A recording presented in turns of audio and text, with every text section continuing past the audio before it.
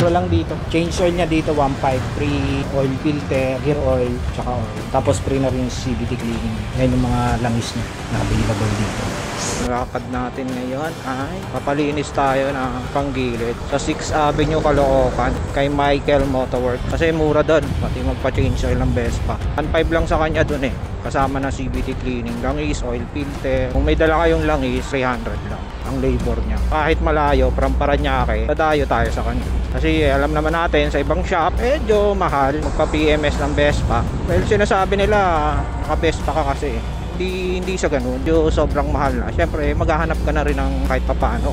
Medyo mababa yung presyo. Withdraw muna tayo. Kapila ka, sir?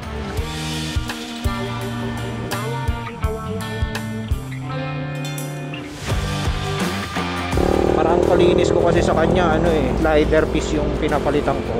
Dito na tayo ngayon sa Quiapo eh. Grabe traffic. Ngati yung dapat hindi mangati pag itong matraffic eh. Luming trip. Dito wala na yung release ng tren ah. Yung release dito eh. Ito oh. Wala na, tinanggal na.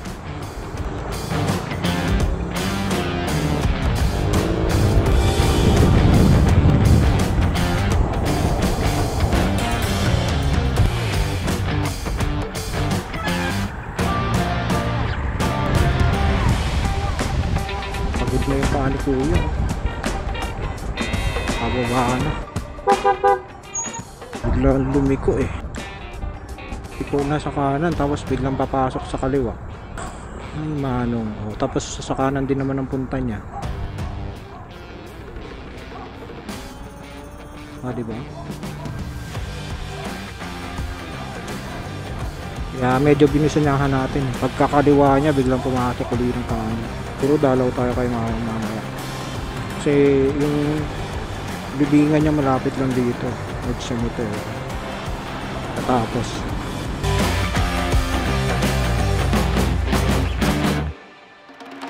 sir, thank you mabilis lang tinira. Beauty cleaning lang naman kasi pinagawa ko tsaka pinalinis ko na rin yung front disc brake ko para ma-check kung makapal pa yung brake pad.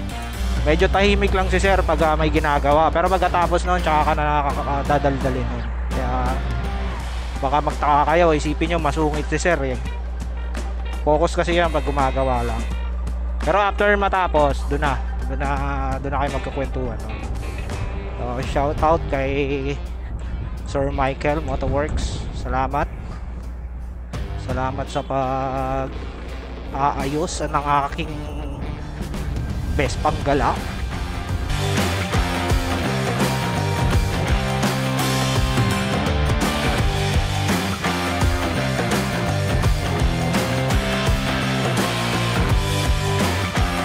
yun lang for today's video.